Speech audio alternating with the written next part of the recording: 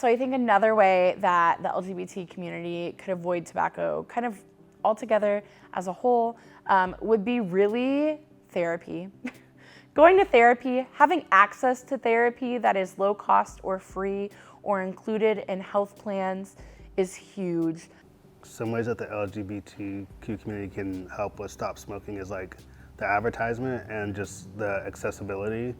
Also just like pushing other coping mechanisms of like mental health, counseling, like walking, driving, like doing other things that don't involve smoking.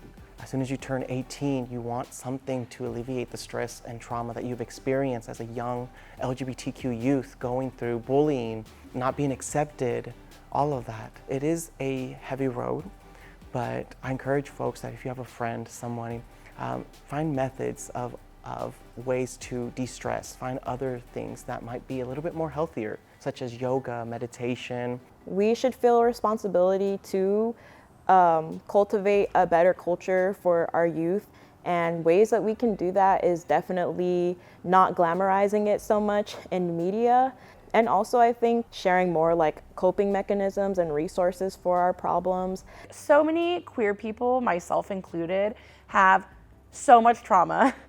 Trauma around being LGBT, trauma around other things in life, and like we are not given the tools to like figure that out, and we shouldn't have to figure it out on our own. And so I think that having therapeutic resources is huge, because again, for me, like that was a huge part of how I self-medicated. That was how I tried to control my own anxiety and depression, was by smoking. And if I had had those therapy resources from the very beginning, that could have looked very different for me.